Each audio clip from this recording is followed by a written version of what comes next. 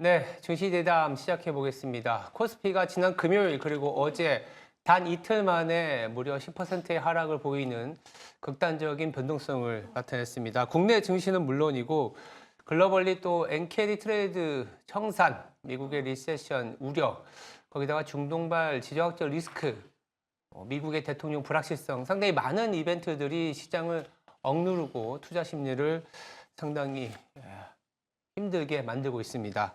그래서 오늘 긴급 진단 시간을 갖고 우리 시장 그리고 글로벌 시장에 대한 진단과 대응 전략에 대해서 자세히 다뤄보도록 하겠습니다. 네, 송재경 디멘전 투자자문 부문 대표 그리고 황유현 신한투자증권 영업부 PB팀장 자리에 함께하고 있습니다. 안녕하세요. 네, 안녕하세요. 네. 어제 저 지하철을 타고 들어가는데 뭐 들으려고 한 건 아니었는데 이런 말씀을 하시더라고요. 아, 오늘 폭락하는 거 봤냐? 돈이 있어도 이제는 무섭다. 주식 아무나 하는 거 아니다라고 하셨는데 어제 국내 증시도 결국은 이 매크로적인 요소 때문에 매를 맞은 거다라고 볼 수가 있겠죠. 그래서 이제는 국내 주식을 하려면 국내뿐 아니라 이런 글로벌적인 상황을 아는 게 필수적일 것 같습니다. 글로벌 상황은 송재경 대표님 어떻다고 보시나요, 지금? 지금 말씀 주신 대로 혹시 돈이 있어도 투자하기가 무섭다면 그분은 그래도 아직 기회가 있습니다. 야. 현금을 갖고 있으니까요. 그러네요. 대체로 다들 안고 떨어졌기 때문에 지금 사실은 답답한 거고요. 이럴 때 사실은 현금이 많아야 되는데 대체로는 이럴 때 보통 현금이 없고 대부분 다 주식을 들고 있거든요. 그래서 답답하신 건데 뭐 결론부터 말씀드리면 지금 상황은 모든 재료에 앞서서 지금 수급이 우선했다 봐야 될 것 같고요. 글로벌 유동성 자체가 엔캐리 트레이드 청산이 시발탄이 되면서 시장의 고점 논란, 사람들이 다 주식을 꽉꽉꽉 우리뿐만 아니라 전 세계적으로 꽉꽉 채우고 있었기 때문에 추가적으로 누가 이렇게 빠질 때 뒤따라 사줘야 되는데 그러한 여력이 없다 보니까 시장 전반적으로 빠졌다 보셔야 될 것 같고 아시아 증시 기준은 뭐 아까 다 언급 다 하셨겠지만 니케이가 뭐 10% 하루 만에 10% 대만 가권도 한 8% 이상 빠졌고요. 코스피 우리나라 뭐 거의 9% 가까이 코스닥은 11% 넘게 빠졌습니다. 유럽 뭐 미국 유럽이 그나마 조금 나았어요. 이제 2~3%대 빠지고 미국 뭐 이제 그나마 엄청 빠졌다가 조금 올랐다 다시 한 중간 정도로 이제 마무리가 됐는데 확실하게 지금 하락 우려 분명 큰 건 맞는 것 같습니다. 근데 다만 이 기술적으로는 저 개인적으로 보면은 어제 대충 그 소위 바닥 시그널들은 많이 나왔습니다. 기술적 소위 과매도 시그널들은 많이 나왔거든요. 제가 이제 대표적으로 보는 거는 이제 RSI가 30 이하로 떨어지면 대체적으로 지수단이 바닥을 형성하는데 어제 이제 미국장 떨어지면서 전 지수가 다 30 아래로 내려왔습니다.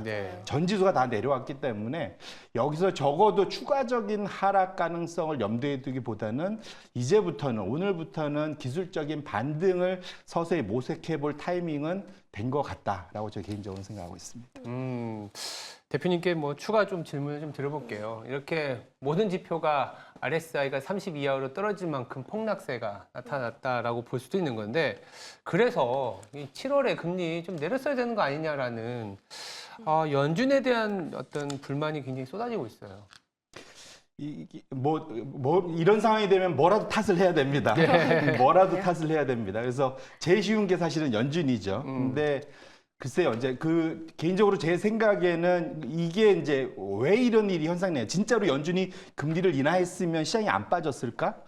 이제 저는 개인적으로 그렇게 생각하지는 않고요. 지금 시장 투자자들의 눈높이가 많이 높아지고 말씀드린 대로 모든 투자가 완전히 그 소위 행복감 속에 꽉 채운 상태에서 최근 들어서 나오는 시그널들이 좀 안 좋았다는 거. 그다음에 지금 사실 심리적으로 제일 어렵게 느끼는 것이 뭐냐면 과거에 연준이 금리 인상을 하던 주기, 물가와의 전쟁에서 그때도 늦었다라는 비판들이 엄청 많았습니다. 지금 2년이 지난 이 상황에서 금리를 인하하는 주기로 들어가는데 그때도 늦었으면 이번에도 늦지 않겠느냐라는 우려. 그러니까 이번에도 늦었을 것이다라는 것이 지금 시장을 불안하에 떨게 만드는 가장 큰 원인이고요. 지금 시장에서 걱정하는 침체, 가능성 여전히 좀 있지만 아직 우리가 침체에 들어간 것만은 아닙니다. 그래서 바라건대는 연준이 이번에 금리 인하하는 그 타이밍과 소위 말하는 그 아래 공포에서 벗어날 수 있는 연착 유구의 그런 기대감이 다시 살아날 수 있기를 좀 바라는 그런 상황이고 아직은 확정이 안 돼 있기 때문에 적어도 한두 달은 좀 더 지켜볼 필요가 있겠다 말씀드립니다. 하루아침에 증시가 반등하기라는 쉽진 않아 보입니다. 현재 뭐 엔캐리 트레이드 청산, 꺼져가는 AI 버블 여러 가지 요인들이 작용하고 있죠. 어떻게 전망하시는지 궁금하고요. 그리고 앞으로 힘들 거다라고 보시면 반등의 시그널은 어디서 찾아볼 수 있을까요? 이게 말씀 주신 대로 지금 미국 대선에 있던 해는 제가 여러 번 말씀드렸지만 7월부터 10월까지 소위 빅스 공포지수 계절성이 급등하는 시기에 진입했고 이번에도 비껴가지 못하고 그 소위 계절적 공포지수가 올라가는 상황이 아주 극단적으로 좀 나타나고 있습니다. 원래 지금 대충 제가 기대했던 거는 8월 말에 있을 엔비디아 실적 시즌에 소위 블랙 웨일과 향후의 전망과 이런 것들이 만나면서 이제 올라가는 거였는데 지금 지연된다는 거잖아요. 그래서 일단 그거는 좀 뒤로 미뤄야 될 것 같고요. 딱히 지금 사실 반등 모멘텀 없습니다. 많이 빠졌다는 것 말고는 딱히 반등 모멘텀은 없는데 다만 8월 달 실업률 지표가 나오는 소위 이제 7월 달 그러니까 실업률 지표가 다음 달 초에 나오잖아요. 그때 지금 올라갔던 거 정말 허리케인 베일 때문에 일시적이었던 걸로 판명이 난다면 그러면 좀 반등을 확실히 모색할 수 있는 그런 장세가 연출될 수 있지 않을까 이렇게 생각합니다. 알겠습니다. 그렇다면 이제 국내 증시도 우리가 좀 다뤄봐야 될 텐데 팀장님한테 좀 여쭤보겠습니다. 어제 네. 서킷 브레이커가 4년 만에 발동이 네. 됐어요. 네. 다들 야, 이렇게까지 하락할 장이야? 막 이런 불안감이 좀 있었거든요. 네. 왜 그렇게 이렇게 좀 폭력적인 하락이 나타났을까요? 코로나 전후로 인해서 확실히 시장 스타일이 많이 바뀐 것 같아요. 네, 매매 스타일도 굉장히 좀 격해졌다라고 맞아요. 해야 될까요? 약간 뭐 굉장히 좀 거칠게 매도가 나오고요. 매수할 때도 마찬가지였었습니다. 올라갈 때도 굉장히 좀 작년 같은 2차 전지 섹터 올라갈 때도 한 가지 섹터만 집중적으로 올라가 버리고 약간 뭔가 주도주들의 극과 극이 너무 분명 명확하게 갈리는 스타일들의 플레이들이 계속 나오고 있는 상황인데 어제의 서킷 브레이커는 사실 하락은 어느 정도 예상은 했습니다만 그렇죠. 이 정도 될 일인가 싶었어요. 사실 맞아요. 점심 때까지만 해도 오후에는 조금 그래도 반등 나오겠지 했는데 저도 이제 객장에서 이제 뭐 워낙에 옆에 직원들도 많이 있으니까 보는데 어제 2시 이후에 지수 흐름을 보면 투매가 좀 쏟아졌거든요. 반대매매가 좀 반대매매가 있을 것 같고. 명확하게 이거는 투매고 반대매매다라는 게 느껴질 정도로 뭐 숫자상으로도 개인이 굉장히 매도가 많이 나왔던 코스닥 시장에서 네. 그래도 점심 때까지는 저희들끼리 그래도 조금 약간 반농담 섞어서 이야기도 하면서 잘해보자라고 괜찮아질 거야라고 과거 이야기하면서 했는데 2시 이후에 정말 정적이 흘렀었습니다. 그렇죠. 네, 어제 굉장히 그랬었고요. 근데 이런 부분들이 어제 사실 뭐 최근에 나온 게 엔캐리 트레이드들도 이기도 있고 그다음에 뭐 지정학적 리스크 많이 있다고 하지만 사실 특별히 지금 사실 이것 때문에 그렇습니다라고 말씀드리기 좀 어려워요. 왜냐하면 맞아요. 엔캐리 트레이드 때문에 빠졌다고 하더라도 사실 그랬으면 미국 국채 수익률이 많이 올라갔었어야 되는데 네. 오히려 국채 수익률이 더 하락했잖아요. 그런 거 보면 뭐 일부 영향이 있을 수도 있긴 하겠습니다만 직접적으로 엔캐리 트레이드가 아니진 않을까라는 생각이 좀 들고요. 어제 뭐 중국 같은 경우에는 파생 시장이 없다 보니까 상대적으로 좀 견조했고 한국, 일본, 뭐 이렇게 대만 정도만 급락을 했습니다. 사실 유럽도 사실 생각보다 양호를 한 부분이잖아요. 맞아요. 생각보다는. 그런 거 보면, 그러니까 우리가 어제의 공포는 뭐 아래 공포라기보다는 우리가 모르는 무언가에 대한 공포였던 것 같아요. 그러니까 코로나 초반에도 급락이 나왔던 게 코로나라는 것에 대해서 이게 정말로 인류를 멸망시킬 수도 있다라는 공포 때문에 빠진 거였거든요. 근데 맞아요. 어제 하락은 이게 하락하기는 하락하는데 뭔지 모르겠다라는 공포 때문에 반대매매가 더 세게 나왔다는 거 보고 생각이 네. 좀 많이 들고요. 그 부분들이 최근에 변동성도 극심한 상황, 더군다나 거래대금도 많이 감소한 상황에서 또 하나 지목된 게 알고리즘 펀드들. 알고리즘. 네, 그 펀드 영향이 굉장히 많이 컸다고 생각합니다. 이것조차도 사실 사람들이 뭐 이제 퀀트 애널리스트 분들이라던가 결국 사람이 만들어내진 로직에 의해서 매도가 된 건데 최근에 나왔던 여러 가지 리스크들이 한 번에 터지면서 뭔가 트리거를 건드리지 않았을까. 그렇다 보니까 계속 매도를 부르는 양상이 나오다 보니까 미국도 그렇고 한국도 그렇고 이런 뭔가 시스템 트레이딩 펀드들이 기계적으로 행동하는 좀 약간 반대로 희망회로를 이야기 말씀드리면 올라갈 때도 마찬가지일 것 같아요. 올라갈 때도 지금 사실 어제 주식을 매도를 해서 올 100% 현금을 갖고 있으신 분들은 분명히 반등을 줄 때 따라잡아야지라고 생각을 많이 할 거라고 생각을 드는데 사실 그것도 사실 쉽지는 않을 것 같아요. 네. 그러니까 올라갈 때도 이제 좀 사야지 또는 눌러주면 사야지라고 생각했는데 그 기회 없이 또 급등할 확률도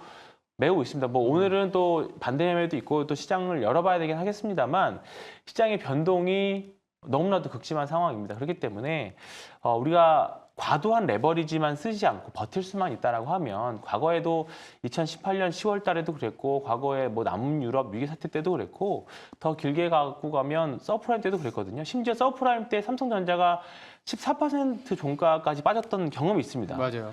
그때가 최바닥이었거든요. 그때는 하한가가 15%였죠. 네, 그렇습니다. 그러니까 네. 사실 그때 이후로 어떻게 보면 가장 큰 하락인데 네. 이 부분들도 사실 시간이 지나고 나면 다 회복이 회복이 됐다. 될 거다라고 생각을 합니다. 네. 네. 딱히 그렇다 할 원인을 한 가지를 찾기에는 어려운 시장이었습니다. 팀장님, 그러면은 간밤 미국 증시를 보면은 대형주들이 마이너스 10% 이상 뭐 하락하는 증시 상황들이 보였습니다. 국내 역시 그래서 오늘 추가적인 하락은 불가피해 보이는데요. 급반등할 수도 있다. 근데 그때 들어갔을 때는 하락이 나올 수 있기 때문에 떨어지는 칼날 잡다가 손목이 베일 수 있는 네. 시장 같기도 하고. 그래서 오늘 국내 시장 어떻게 예상하시는지 그리고 그 안에서는 어떻게 대응을 하는 게 좋을지 여쭤보고 싶습니다. 일단은 어제 장 막판 수급이 조금 의미가 있긴 했었습니다. 결국은 한국 주식시장이 특히 파생시장 같은 경우에는 외국인들이 많이 놀아난다는 생각이 들 수밖에 없었던 게 어제 장중에 외국인들이 만 계약 이상 순매도 거의 1조 원 정도 순매도를 쏟아냈습니다. 근데 공교롭게도 반대 매매가 나오는 시점부터 외국인들의 선물이 매수가 들어오기 시작했습니다. 그러면서 어제 장 마감하면서 만 계약 이상 순매수로 끝났고요. 정말 최종적으로는 12,000계약 정도가 순매수가 들어오면서 끝이 났습니다. 결국은 장중에 프로그램 매매로 찍어 누르다가 장 막판에 매수를 하는 그런 영상을 보였고요. 어제 시장에서 지수의 하락을 부추겼던 거는 삼성전자, 하이닉스 대형주 위주로 매도가 많이 정말 상위 종목으로 매도가 많이 나왔고 그 외에 다른 종목들 살펴보시면 외국인들 순매수가 들어온 종목들이 꽤 있거든요. 예. 그런 종목들이 오늘 뭐 매수 반등한다라는 시그널을 보여준 거는 100%에 대한 시그널은 아니지만 일단 어제 외국인들이 장 막판에 선물을 매수했다라는 거는 그래도 조금 긍정적인 시나리오가 아닐까 생각합니다. 그리고 장 시간에서도 바이오 섹터들이 좋은 모습 보였다는 거 네. 그런 모습들도 좀 돌파구가 나올 수 있을 만한 섹터들을 많이 보이는 것 같고 다만 오늘 반등이 나오더라도 예. 대부분의 종목들이 뭐 지금 많이 싸지고 가격도 떨어져서 저가 메리트에 대한 그 기회가 많이 생겼지만 역추세거든요. 대부분 다. 아직은. 네, 아직은 다 역추세고 그 정말로 뭔가 이 모르는 공포가 완벽하게 해소됐다라는 의문점이 풀리지 않은 상태에서의 반등이라고 하면 예. 역시나 이제 소위 말하는 윗꼬리를 달면서 매물을 맞을 수도 있는 그런 상황입니다. 그렇기 때문에 어제 매수하신 분들은 저는 정말 용감하다라고 생각이 들거든요. 말 그대로 배팅이었는데 오늘 이제 장중에 반등이 나온다라고 하면 조금은 뭐 다들 대부분 다 단기 매매의 관점으로 들어가셨을 거라고 봅니다. 그렇게 되면 과연 그 매매를 잘 하셨으면 좋겠고 그 이후에 추세를 잡아가는 과정 그리고 분명히 이렇게 급락이 전 섹터가 하락을 하고 나면 그리고 나서 지수가 안정을 보이고 나서 반등할 때는 또다시 새로운 주도주들이 분명히 탄생을 합니다. 시장의 그렇죠. 색깔이 바뀌고 이제 그때를 더 좀 긴 안목으로 그때를 좀 대비를 하시는 시기가 되셨으면 합니다. 전반적으로 시장이 하방에 대한 압력이 여전한 상태이기 때문에 올라오더라도 아니면 좀 올라가는 과정에서 약간의 어떤 터뷸런스는 좀 있을 수 네. 있다. 그럼 네. 우리나라 증시도 증시지만 사실은 어제 아시아 증시 특히 일본과 대만이 같이 폭락을 하다 보니까 일본과 대만도 어쩌면 오늘 올라줘야 한국 증시가 더 강한 흐름을 보일 수 있을 것 같은데 뭐 다행히도 지금 시간 외에서 TSMC도 좀 플러스를 보여주고 있고 일본의 엔화도 소폭이나마 약세를 보여주고 있는 상황이긴 합니다만 대표님한테 여쭤볼게요. 이 참 어렵지만 일본과 대만 증시 오늘 흐름 어떻게 될 것 같아요? 말씀드린 대로 모두 말씀드린 대로 기술적으로는 확실한 과매도 구간에 들어갔기 때문에 네네네. 기술적으로는 오늘은 반등이 나오는 것이 뭐 그렇게 이상하지 않은 네. 그런 날일 것 같습니다. 그리고 말씀 주신 대로 고점 대비 지금 많이들 조정을 받았거든요. 네. 그런 측면에서 지금 이게 되는 가장 큰 원인을 우리가 생각을 해보면 아까 제가 소비라고 말씀드렸는데 레버리지를 우리말로 하면 비투죠, 비투. 그러니까 결국은 빚내서 투자를 꼭 개인들만 하시는 게 아니라 전 세계 헤지펀드를 포함해서 엔캐리 트레이드하는 글로벌 투자자들 다 이 소위 비투들을 하고 있거든요. 이것이 지금 청산되는 과정 속에 있기 때문에 이런 과격한 그런 매매 패턴이 나타나고 있다 보셔야 될 것 같고 기술적으로는 바닥을 어느 정도 좀 보였기 때문에 적어도 오늘 정도부터는 반등을 모색하는 국면은 분명 나올 거다 그렇게 생각을 하고 있고 그렇다는 측면에서는 일부 개별 종목들에서는 추가적인 반대 매매들이 나올 수도 있을 것 같습니다. 근데 지수단에서는 오늘 정도부터는 어느 정도 말씀 주신 일본이나 뭐 대만이나 우리나라 다 모두 어느 정도는 좀 네. 반등을 좀 나타낼 수 있지 않을까 저 개인적으로 기대하고 있습니다. 네. 하루아침에 3년 전으로 돌아갔습니다. 참 어떻게 대응할지 막막한 시장인데요. 한쪽에서는 추가 조정이다. 한쪽에서는 과도한 우려다. 엇갈리고 있습니다. 물음표가 지워지지 않는 시장. 자, 두 분의 의견이 그래서 듣고 싶은데요. 제가 하나, 둘, 셋 하면 추가 조정이다라고 하면은 다운을 해주시면 되고요. 자, 과도한 우려다라고 하면은 업 해주시면 됩니다. 팀장님, 손 보이셨죠? 네, 알겠습니다. 하나, 둘, 셋. 의견 주시죠. 두 분 다 과도한 우려다라고 이야기를 해주셨습니다. 자, 그러면 팀장님의 의견부터 네. 들어볼게요. 일단은 사실 지금 코스피 차트를 쭉 길게 한 10년 정도를 늘려서 보면 네. 사실 어제 같은 움직임은 제가 일단은 주식을 시작한 대학생 때부터 시작을 했는데 이런 움직임은 없었던 것 같습니다. 어제 같은 과격한 움직임은 없었고요. 항상 새롭게 네. 항상 발전을 힘들게 하는 하죠. 게 하기는 하는데 사실 코로나 때도 이런 움직임은 없었다라는 네. 표현을 썼던 것 같기는 한데 네, 맞아요. 근데 이것조차도 이게 사실 이제 코로나 이후에 새롭게 바뀐 패턴 이것조차도 뉴노멀이라고 하면 네. 뉴노멀의 시작이라고 하면 뭐 할 말은 없습니다만 일단은 과거에는 없는 패턴들이었습니다. 그리고 사실 과거에 그나마 비슷한 사례가 있다라고 하면 2018년 10월이었거든요. 네. 네, 그나마 가져다 붙인다라고 하면 네. 그때는 미중 무역 분쟁이 정말 한창이었었고요.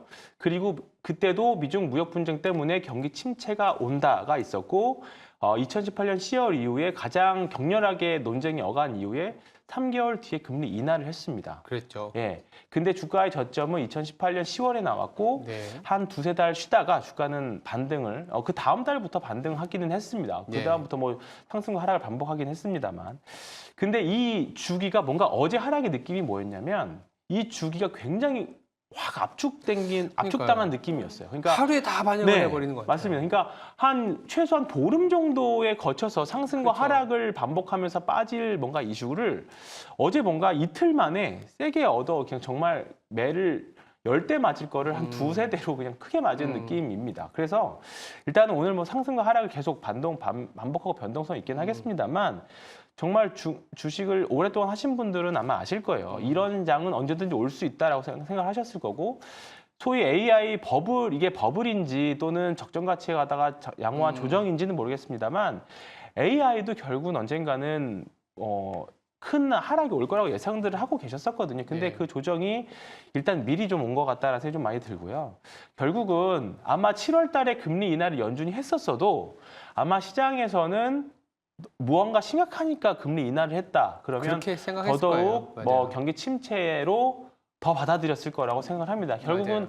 일어날 일이 일어났다라고 생각하면 보시는 게 좋을 것 같고 너무 좀 약간 세게 너무 빨리 앞당겨서 맞았으면 아픈 것 뿐이지 오히려 좀 짧게 조정이 끝나고 짧은 기간으로 끝나고 아마 이제 시장은 또 새로운 먹거리를 찾아서 움직일 거라고 봅니다. 그래서 뭐 오늘 분명히 장 초반에 오늘 어제 전체적인 저희 회사의 반대 매매 이런 것들을 보니까 오늘도 쉽지는 않을 겁니다. 장 초반은.